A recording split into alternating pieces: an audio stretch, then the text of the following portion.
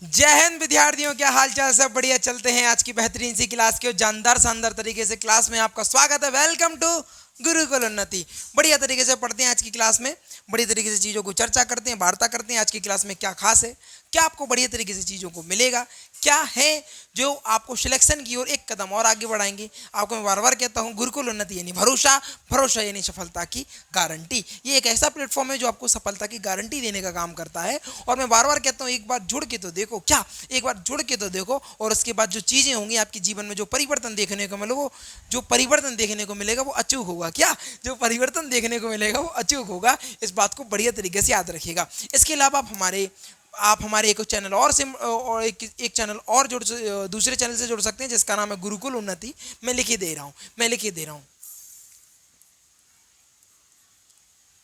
गुरुकुल उन्नति।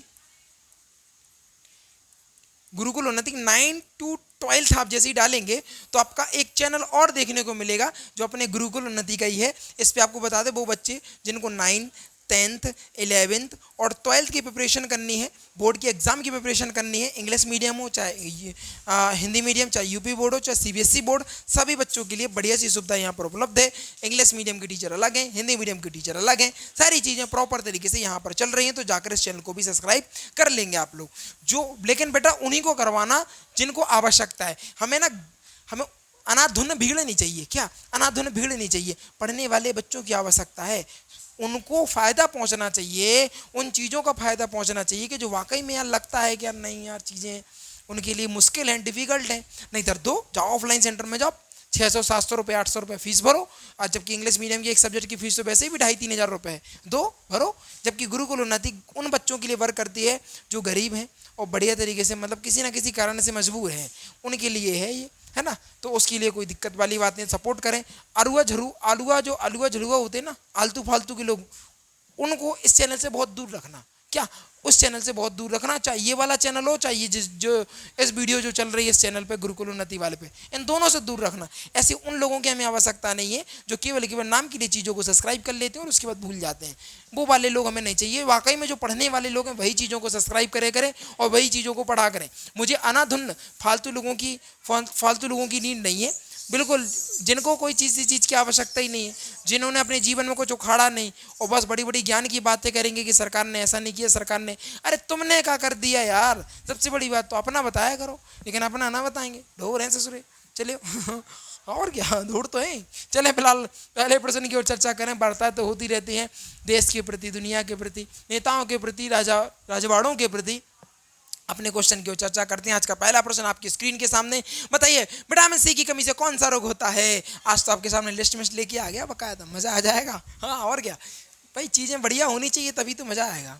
हम बताओ, विटामिन सी की कमी से कौन सा रोग होता है? कहना सर विटामिन सी की बात करेंगे तो विटामिन सी की कमी से आप कौन सा होता है, जल्दी से बताओ। कहना सर स्कर्वी नामक रोग होता है, ये तो हमें पता है। ये किसकी कमी से होता है? रतौंधी नामक रोग, विटामिन ए की कमी से। एनीमिया किसकी कमी से? कहना लोहे या आयरन की कमी से ये रोग हो जाता है। टाइफाइड क्या होता है ये बता दो, तो ऑप्शन नंबर ऐसा ही करेक्ट आंसर। ये तो सबको ही पता है, लेकिन ये बड़ी बात तो यहाँ पर है। विटामिन ए का नाम क्या होता है? विटामिन ए की कमी से कौन सा रोग होता है? रतौंधी होता है। विटामिन B1 की कमी से बेरी, विटामिन B2 की कमी से त्वचा का फटना, ऐसी। विटामिन B3 की बात करें तो मंदबुद्धि होना, बालों का सफ़ेद होना।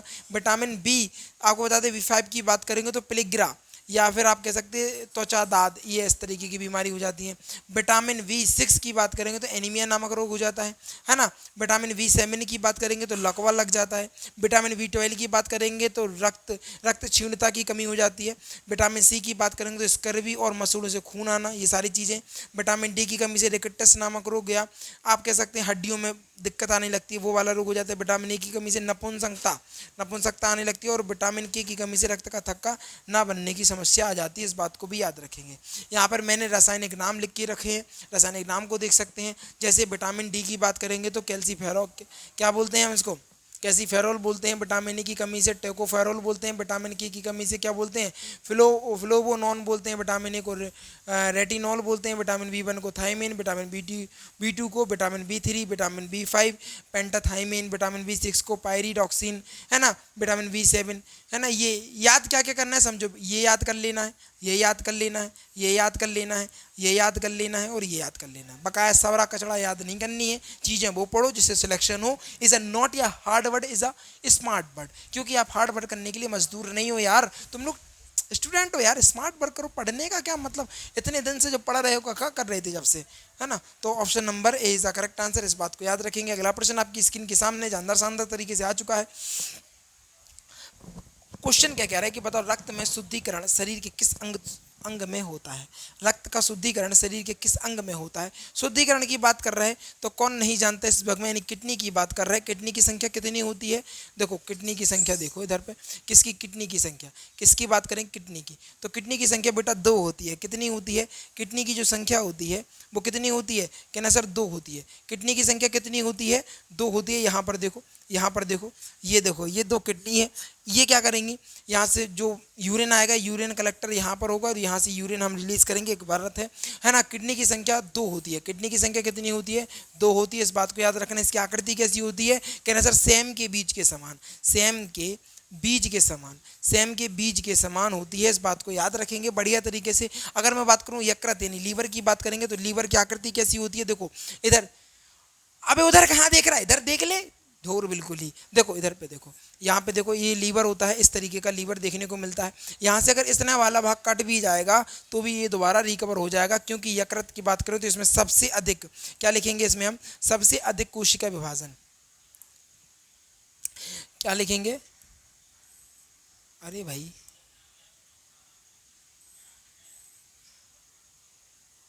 ये लाइन कहाँ से आ गई, चलिए सबसे अधिक कोशिका विभाजन मैं लिखे दे रहा हूँ।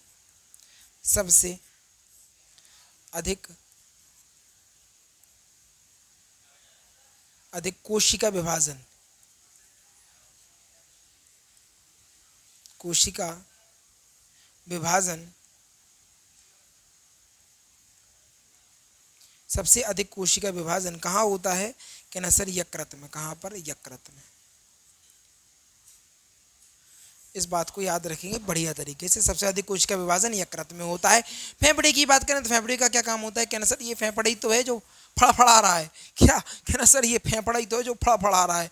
क्या है ये जो फेफड़ा है, यही तो फड़फड़ा रहा है। ये क्या करता है एक्चुअली में, हमारे जो वायुमंडल से क्या करता है, ऑक्सीजन को छानने का काम करता है। क्या, ऑक्सीजन को छानने का काम, ये छल्ली है, क्या है, छन्नी है। इस बात को याद रखेंगे, है ना, बढ़िया तरीके से। चलिए अगले प्रश्न की ओर चलें। अगला प्रश्न क्या कह रहा है, वो कह रहा है बताओ क्लोरोफिल का क्या कार्य है। क्लोरोफिल का पूछ रहा है, किसका पूछ रहा है बेटा, वो कह रहा है क्लोरोफिल क्या होता सर, क्लोरोफिल बताओ क्या होता। देखो क्लोरोफिल की बात करेंगे तो क्लोरोफिल के कारण ही प्रकाश संश्लेषण की क्रिया संभव है। इस बात को याद रखेंगे। क्लोरोफिल कहाँ पाया जाता है, आपको पता होगा कि क्लोरोफिल जो होता है वो जहाँ पर एक तरीके से समझो पेड़ का वह भाग जहाँ पर हरा रंग पाया जाता है वो उस जगह पर क्या स्थित होता है, क्लोरोफिल स्थित होता है। एग्जामिनर ने एक बार प्रश्न पूछा था कि बताओ क्या, मैं लिखे दे रहा हूँ, प्रश्न लिखे दे रहा हूँ, क्या क्या जड़ें प्रकाश संश्लेषण का काम करती हैं। प्रकाश संश्लेषण, संश्लेषण, प्रकाश संश्लेषण, क्या बोलेंगे, प्रकाश संश्लेषण, प्रकाश संश्लेषण करके या प्रकाश संश्लेषण करती हैं, ऐसा लिखो, प्रकाश संश्लेषण करती हैं।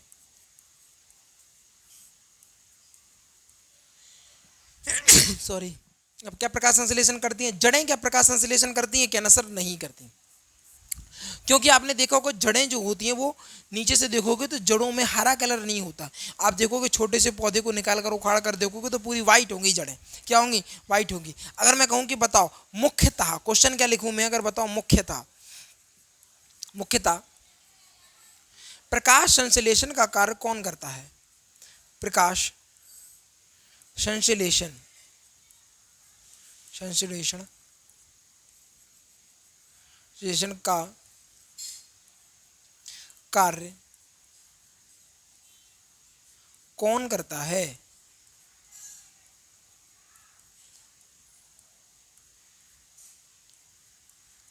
क्या ना आंसर क्या होगा बेटा? तो आंसर आपको पता होना चाहिए। प्रकाश संश्लेषण का जो कार्य करता है वो कौन करता है? पत्ती करती है। कौन करती है बेटा? पत्ती करती है। इस बात को याद रखेंगे बढ़िया तरीके से कि प्रकाश संश्लेषण का जो मुख्य रूप से जो कार्य है वो पत्ती करती है। लेकिन पत्ती के अलावा और कौन करता है? तो पत्ती के अलावा तना करता है। कौन करता है?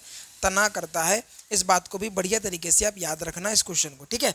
तो अगर बात करें क्लोरोफिल कहाँ पाया जाता है, क्लोरोफिल का कार्य क्या होता है? कहना सर क्लोरोफिल पेड़ पौधों में पाया जाता है, मुख्यतः पेड़ पौधों में पाया जाता है। इसके अलावा अगर बात करेंगे तो ये किस लिए कार्य करता है? तो ये प्रकाश संश्लेषण के लिए कार्य करता है। इस चीज को भी आप याद रखेंगे। जल का अवशोषण या जल का परिवहन, मैं पूछूं कि बताओ पौधों में मैं पूछूं कि बताओ पौधों में जल का परिवहन, जल का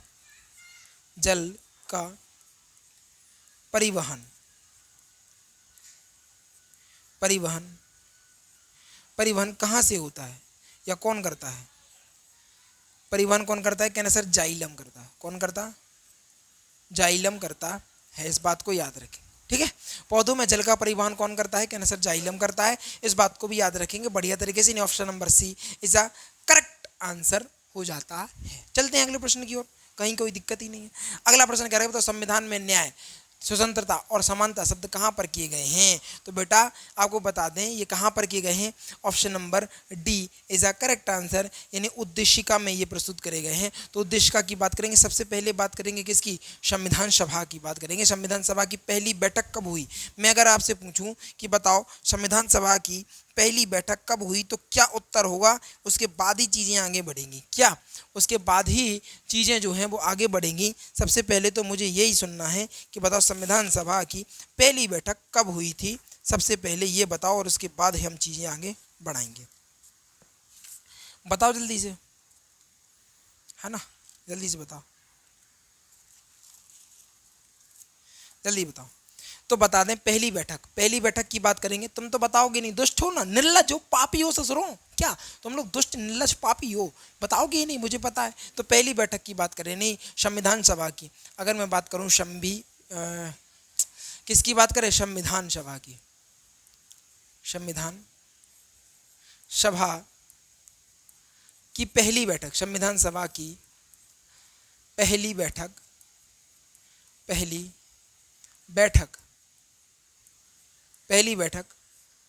संविधान सभा की पहली बैठक कब हुई थी? कहना सर कब हुई थी? कहना सर 9 दिसंबर। कब? 9 दिसंबर 1946 इस बात को याद रखेंगे, ठीक है। और मैं कहूँ कि बताओ संविधान सभा की दूसरी बैठक कब हुई थी?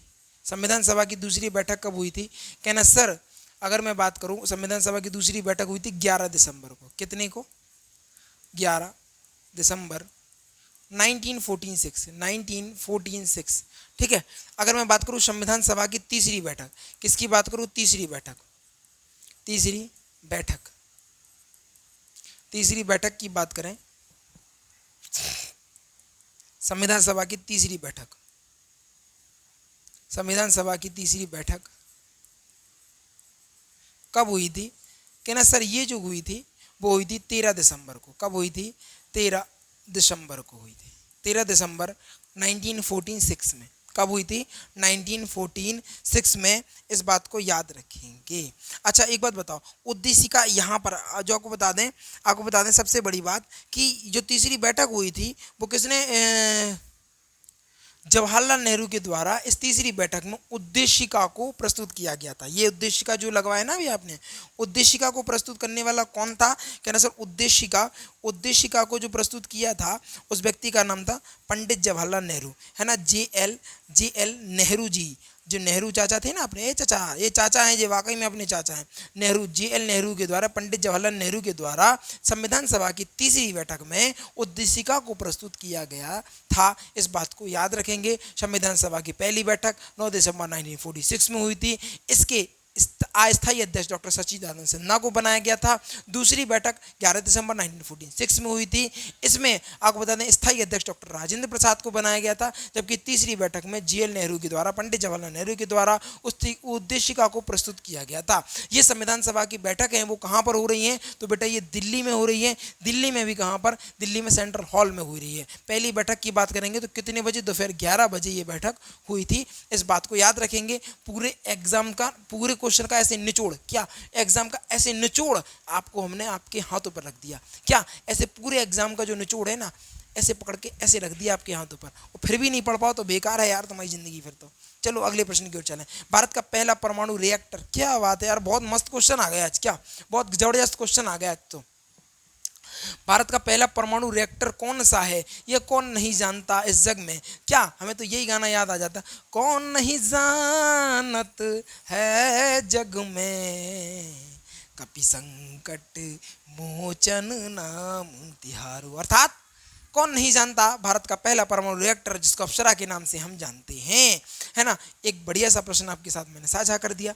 अगर मैं आपसे बता दूं कि बताओ पहले परमाणु रिएक्टर आपको बता दें किसके द्वारा लॉन्च किया गया था, सबसे पहले ये बता दो हमें, और उसके बाद फिर आगे की बात करेंगे। चलिए अगले प्रश्न की ओर चलें। फिलहाल संविधान के अनुसार भारत में राजभाषाओं की बात करेंगे तो देखो हिंदी राजभाषा को डिनोट किया गया, ये हम सब जानते हैं। लेकिन कौन सी अनुसूची पूछ ले, अगर पूछे कि बताओ कौन सी अनुसूची के तहत राजभाषा को जोड़ा गया, भाषाओं के बारे में बताया गया, तो बताओ बेटा, है ना, कौन सी अनुसूची? जल्दी बताओ कौन सी अनुसूची? कहना सर 8वीं अनुसूची। कौन सी अनुसूची? 8वीं अनुसूची के तहत 7 में शक्तियों का विभाजन, 8 में 22 भाषाओं के बारे में, 9 में भूमि सुधार, और 10 में दल बदल, 11 में क्या होता है पंचायत, और 12 में नगर परिषद के बारे में बताया गया। यानी 22 भाषाओं के बारे में। किसके बारे में? 22 भाषा। उन 22 भाषाओं में से एक हमारी हिंदी है, हम वतन है हिंदुस्तान हमारा, इस बात को भी याद रखेंगे। ये क्या है? राष्ट्रीय राजभाषा, राजभाषा के बारे में बताया गया। राजभाषा कौन सी है? हमारी हिंदी है। लेकिन भारत का बड़ा दुर्भाग्य है कि हिंदी को ऐसे समझा जाता है जैसे अछूत हो। क्या हिंदी को ऐसे समझा जाता है जैसे अछूत हो, ससुरे को कुछ आता ही ना हो। लेकिन गधों, तुम लोगों को बता, दुष्ट हो तुम लोग जो हो दुष्ट हो। आपको बता दें भारत को छोड़कर अगर हम ऐसी अदर कंट्रियों को देखेंगे तो सब अपनी अपनी भाषा को पकड़े, लेकिन भारत गटर। आपको बता दें ना, कभी कभी तो मन में विचार आने लगता है किस प्रकार की मेंटलिटी लोगों, यहाँ की भारत के लोगों की मेंटलिटी है। दूसरों को देखेंगे, अरे वाह वो बढ़िया व्यक्ति, वो अच्छा लग रहा, उसको ससुरे को अपना नहीं लगेगा अच्छा, उसको दूसरे का अच्छा लगेगा। ऐसे ऐसे दुष्ट है ससुरे, है ना। तो एक अलग बात है। तो हिंदी भाई से बहुत अच्छी है, मुझे बहुत प्रेम है। क्या ये तो मुझे बहुत फेवरेट है हिंदी, तो मेरी दिल बना दूंगा मैं इस पर तो बढ़िया तरीके से, समझा। तो हिंदी के लिए तो कुछ कोई बोलना नहीं था, तोड़ फोड़ दूंगा, याद रखना इस बात को, है ना। तो हिंदी हमारी क्या है? राजभाषा है, इसका सम्मान करो। ये मत सोचियो मैं आपको बता दूं कि अंग्रेजी बन जाए, अंग्रेजी जैसा ना बनाओ। अपने को, अपने बाप को अपना कहो, पड़ोसी के बाप को अपना बाप ना कहने की आदत पालो। समझ में आ रहे? बात कड़वी है लेकिन सही बात है। अपने बाप को अपना बाप कहा करो, ऐसा नहीं पड़ोसी को अपना बाप कह रहे। समझ रहे हो? आशा करते हैं चीज़ें समझ गए होगे, क्योंकि हिंदी वाली बात आ जाती है अंदर से खून सा खोलने लगता। भाई सब क्या बताएं, भारत में अगर पूर्णतः हिंदी घोषित कर दिया जाए तो ससुरे भारत के लोग जो होंगे वो विजय परचम लहरा देंगे, मार्केट में तहलका सा मचा देंगे। लेकिन नहीं, हमें तो पड़ोसी के, आप समझ गए हो ये हो। चलो फिलहाल आगे की बात करें। हाँ, बताओ जीवाणु किस प्रकार के जीव होते हैं? तो भैया जीवाणु जो होते हैं प्रोकैरियोटिक होते हैं। ये हम सब जानते हैं कि जीवाणु जो होते हैं वो प्रोकैरियोटिक के अंतर्गत आते हैं। जीवाणु 2 टाइप से होता है, यूकैरियोटिक और प्रोकैरियोटिक। यूकैरियोटिक कौन से होते हैं? यूकैरियोटिक वह होते हैं जिनमें प्राण होते हैं और हम अपनी आंखों से देख पाते हैं, उनको यूकैरियोटिक कहते हैं। जैसे कुत्ता को देखेंगे तो कहेंगे किटा, कुत्ता से कहेंगे यू कम, नौकर से कहेंगे यू कम। तो यू मतलब उसको देख पा रहे हैं, उसमें प्राण है, इसलिए उसको बुला रहे हैं और वो आ सकता है, इसीलिए, है ना, इसलिए इसको यूकैरियोटिक कहते हैं। लेकिन जीवाणु की बात करेंगे, जीवित तो होते हैं लेकिन ये किसके अंतर्गत आते हैं? प्रोकैरियोटिक के अंतर्गत आते हैं और हमें अपनी आंखों से दिखाई नहीं देते हैं। बड़ा सीधा सा है, मतलब ऐसी अपनी माइक्रोस्कोप से देखेंगे तो देखेंगे, ऐसे नहीं दिखते। ठीक है, ये फंगस मंगस तो कोई है ही नहीं। बताओ स्वतंत्र भारत के पहले प्रधानमंत्री कौन बने? कहना सर पंडित जवाहरलाल नेहरू। कौन बने? कौन नहीं जानता इस जग में? पंडित जवाहरलाल नेहरू स्वतंत्र भारत के पहले प्रधानमंत्री बने। क्या बने? पहले प्रधानमंत्री बने। इसके पीछे का लॉजिक मैं थोड़ा सा समझा दूंगा। इधर देखो, इधर मेरी आंखों में आंखें डाल के बात किया करो बेटा। देखो आपको बता दें जब संविधान सभा बनी, बड़ा इंटरेस्टिंग टॉपिक है, थोड़ा समझना। आपको बता दें जब संविधान सभा का निर्माण हुआ, संविधान सभा जब बनने लगी और भारत का जब संविधान बनने लगा, तो यहाँ पर दो लोग मुख्य रूप से प्रधानमंत्री के दावेदार थे। एक का नाम था जिन्ना साहब अपने, और दूसरे थे पंडित जवाहरलाल नेहरू। इन दोनों के बीच में कांटे की टक्कर थी। क्या बेटा? कांटे की टक्कर थी, और कह रहा था कि कौन बनेगा प्रधानमंत्री, है ना। आपको बता दें जहां पर जिन्ना साहब कह रहे थे कि मैं प्रधानमंत्री बनने लायक हूं, वहीं पर पंडित जवाहरलाल नेहरू भी अपने अपने वोटों के दम पर वो बढ़िया तरीके से तख्त ताज के तरीके से दबे हुए थे और खड़े हुए थे। और आपको बता दें जब भारत के पहले प्रधानमंत्री पंडित जवाहरलाल को बता दें क्या नाम था, कहना सर पंडित जवाहरलाल नेहरू को बनाया गया, तो यहाँ पर जिन्ना साहब है उनके दिमाग की खोपड़ियाँ खराब हो गई कि यार मैं भी लायक था, यार मुझे भी बनाया जा सकता था, मुझे क्यों नहीं बनाया। तो अंग्रेजों ने, ऐसा कहा जाता है, कुछ इतिहासकार कहते हैं कि अंग्रेजों ने इनको भरा, और भरने के बाद जिन्ना ने पाकिस्तान की मांग कर दी कि भैया मुझे तो अपना एक क्या चाहिए, अलग देश चाहिए, चाहे ससुरा कुछ हो जाए लेकिन अपन तो प्रधानमंत्री बनकर रहेगा, मार्केट में तहलका मचा देंगे, प्रधानमंत्री तो अपन को ही बनना है। तो फिर जिन्ना साहब ने जो मांग करी, तो मांग के बाद फिर आपको बता दें मांग जब कबूल नहीं करी गई, तो फिर उन्होंने आतंकी हमले करवाए, भारत के लोगों को मारा, तमाम प्रकार की चीज़ें हुई। तो पंडित जवाहरलाल नेहरू को मजबूरन गैर बस आपको बता दें पाकिस्तान को अलग करना पड़ा, और आपको बता दें पाकिस्तान का जो प्रधानमंत्री बना वो जिन्ना साहब बने। कौन बने? जिन्ना साहब बने। यहाँ पर दो दावेदार थे, ताड़ा के फड़ाकेदार, लेकिन दोनों ने, आप समझ गए होंगे। तो इस तरीके से ये बात बड़ी इंपॉर्टेंट है जीवन के लिए कि कभी कभी अपने स्वार्थ के लिए दूसरों का बुरा नहीं करना होता है। इस बात को बढ़िया तरीके से याद रखेंगे। फिलहाल चलते हैं अगले प्रश्न की ओर। अगला प्रश्न क्या कह रहा है ना, ये आपको पता होना चाहिए। Option number C is the correct answer. अगले प्रश्न की ओर चलें। अगला प्रश्न क्या रहा है? अगला प्रश्न क्या कह रहा है बताइए। कंप्यूटर का मस्तिष्क किसको कहा जाता है? कहना सर सीपीयू। कौन नहीं जानता इस जग में सीपीयू? इसको क्या बोलते हैं? क्या बोलते हैं? आरएमई का फुल फॉर्म क्या होता है? कहना रैंडम एक्सेस मेमोरी। इस बात को भी याद रखेंगे। हार्ड डिस्क देखो वो चक्का जैसी होती थी, क्या हार्ड डिस्क होती थी, उसे यहाँ पर ऐसी बंद होती है, हार्ड डिस्क बोला जाता था उसको, है ना। उसमें ऐसा कैसेट जैसी टाइप चलती रहती थी, उसको हार्ड डिस्क बोला जाता था। रैम क्या होती है? रैंडम एक्सेस मेमोरी होती है। कीबोर्ड क्या होता है यार? वो कीबोर्ड यहाँ पे नहीं देखा, वो कीबोर्ड ऐसे बना होता था, ये बना होता था, यहाँ ये होता है ना, ये बटन होते हैं इधर पे, है ना, इस तरीके का। ये क्या दिखता है? कीबोर्ड बोलते हैं इसको। चलो अगले प्रश्न। गैलीलियो का संबंध किस क्षेत्र से है? गैलीलियो का संबंध किस क्षेत्र से है? बताओ बेटा, गैलीलियो का संबंध किस क्षेत्र से है? कहना सर गैलीलियो की बात करेंगे तो गैलीलियो का जो संबंध है, उन्होंने क्या किया था? खगोल विज्ञान से संबंधित है ना। गैलीलियो ने क्या किया था? कहना सर ग्रहों के गति के नियम किसने दिए थे? ग्रहों के गति के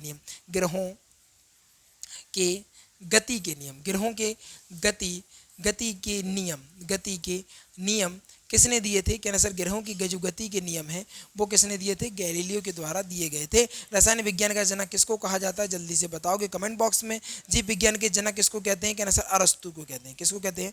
अरस्तु को कहा जाता है। अरस्तु चाचा हैं जी अपने, हाँ, अरस्तु को कहा जाता है। इस बात को याद रखेंगे। आशा करते हैं कि चीज़ें समझ में आ रही होंगी बढ़िया तरीके से। चलें अगले प्रश्न की ओर। चलो भैया, होगी क्लास बढ़िया लगी होगी, मज़ा आ गया होगा आज की क्लास में भी। बेटा साझा उन सभी प्रश्नों को मेरे द्वारा साझा किया जाता है। प्रयास ये किया जाता है कि आपको सारी चीज़ें बेस्ट से बेस्ट दूँ। क्या आपको सारी चीज़ें बेस्ट से बेस्ट दे सकूँ और आपको कंटेंट वो दूँ ना जिससे बेनिफिट हो। यार मैं बार बार कह रहा हूँ, कंटेंट वो मिलेगा जिससे सिलेक्शन होगा। और गुरुकुल उन्नति एकमात्र प्लेटफॉर्म है जो कहता है गुरुकुल उन्नति यानी भरोसा यानी सफलता की गारंटी। मिलते हैं किसी और क्लास में बढ़िया शानदार अरे किसी और के अगले प्रैक्टिस सेट में मिलते हैं, फिर से ताबड़तोड़ फोड़ फाड़ कर देंगे, मार्केट में तहलका सा मचा देंगे। मिलते हैं, है ना, अगली क्लास में। जय हिंद, जय भारत। Thank for watching.